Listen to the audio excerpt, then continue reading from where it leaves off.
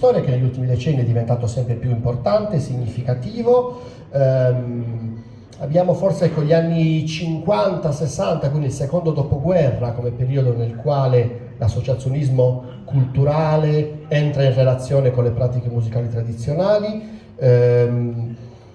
Prima degli anni 50 queste musiche venivano vissute nelle comunità, non esistevano molto spesso forme associative formalizzate, oppure venivano sostenute da altre forme di aggregazione che potevano essere, a seconda della tipologia di musica o a seconda delle aree geografiche, a seconda dei contesti, potevano essere le confraternite religiose, i comitati delle feste, le compagnie di canto, gruppi di suonatori e ballerini appunto informali, oppure per altri generi musicali, per esempio le società di mutuo soccorso, che in Sardegna hanno avuto un ruolo importante nella formazione delle bande musicali.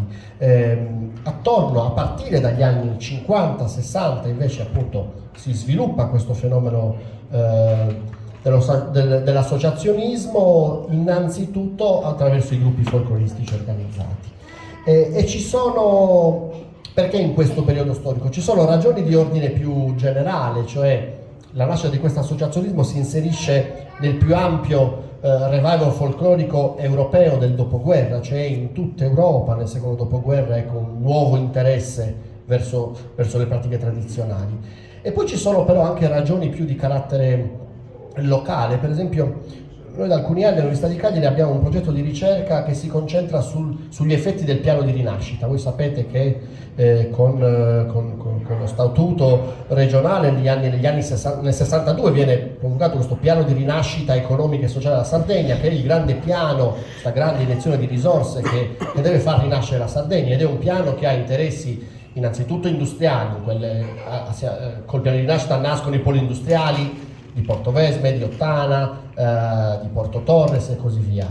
È un piano che agisce nell'ambito per esempio delle bonifiche legate all'agricoltura, ma in realtà ha anche una componente legata al turismo. Nasce l'idea di una Sardegna turistica in quegli anni, nasce la Costa Smeralda in quegli anni, e la nostra ipotesi è che in realtà quel fenomeno, soprattutto legato all'ambito turistico, abbia di fatto stimolato in generale molte musiche di tradizione o comunque l'associazionismo. In quegli anni iniziano a nascere gran parte dei gruppi folcloristici. Vi invito a guardare per esempio i vecchi video dell'Istituto Luce, per cui quando veniva inaugurato o un centro dell'ESIT, dell'ente sardo delle industrie turistiche, o un nuovo albergo in Costa Smeralda, erano sempre presenti i cori di Nuoro, il balletto di Aggius, il gruppo folk di Oristano con Tonino Masara che nasce in quegli anni. Quindi c'è questa connessione che è molto interessante, e di fatto se voi fate un cronoprogramma moltissimi dei gruppi folcloristici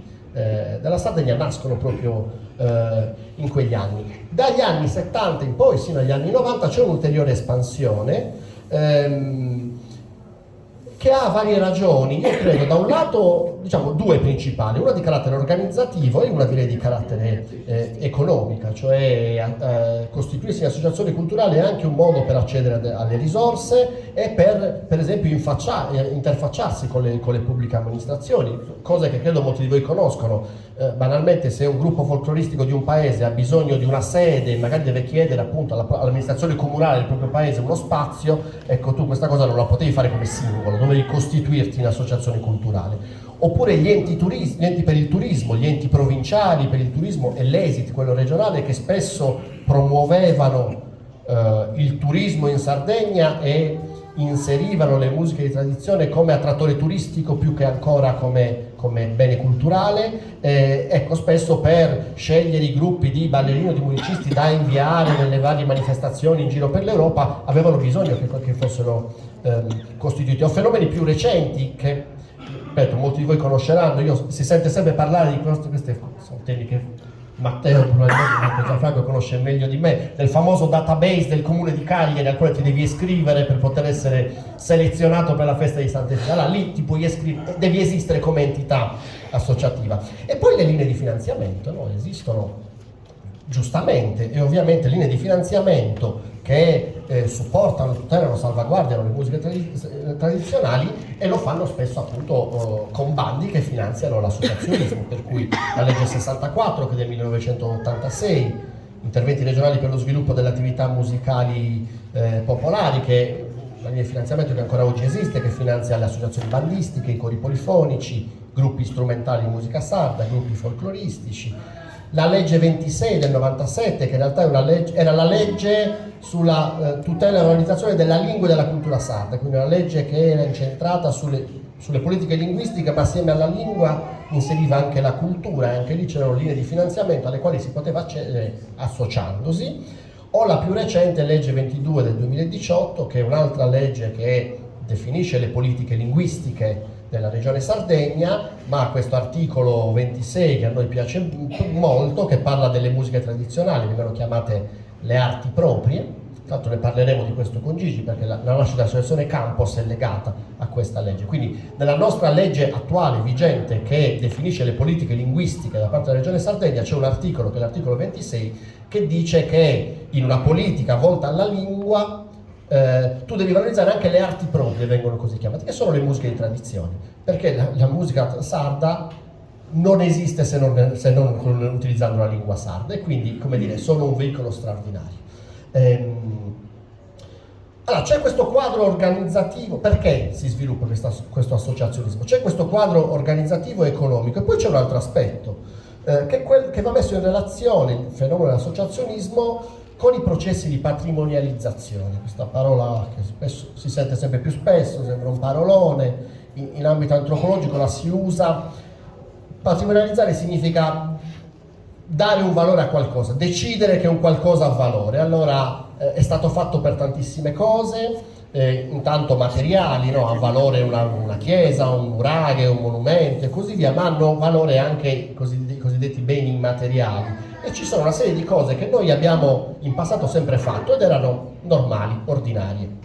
Fare il pane in casa era la norma fino a un certo periodo. A un certo punto alcune di queste pratiche sono state selezionate e le abbiamo dato un valore. Abbiamo deciso che fare il pane in casa non è una cosa normale, punto e basta, è una cosa che ha un valore, alla quale attribuiamo un valore. Ecco, questo meccanismo si chiama appunto patrimonializzazione, cioè abbiamo reso quella pratica un patrimonio.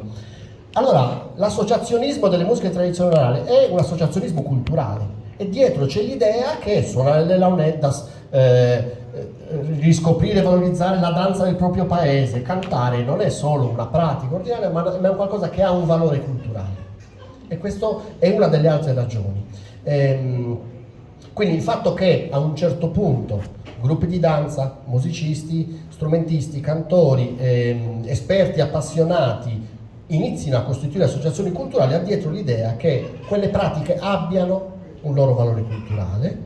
È ancora più importante il fatto che quei musicisti e ballerini pensano che il loro compito non sia solo quello di suonare, cantare o ballare nei contesti tradizionali, ma che sia anche quello di agire in altra maniera. Allora, un altro tema interessante è quali sono le attività che queste associazioni portano avanti, che non sono solo suonare, cantare e ballare, ma tanto altro. Questo io trovo molto interessante. E qua il mondo è molto vario dell'associazionismo regionale. C'è chi si è dedicato alla raccolta di documenti, vecchie registrazioni, vecchie fotografie, vecchi strumenti musicali, pezzi dell'abbigliamento tradizionale. C'è chi si è occupato, tantissime associazioni si sono occupate e si occupano, anzi alcune hanno al centro quasi questa attività di ricerca e di documentazione, conducono interviste nelle proprie comunità, filmano documenti.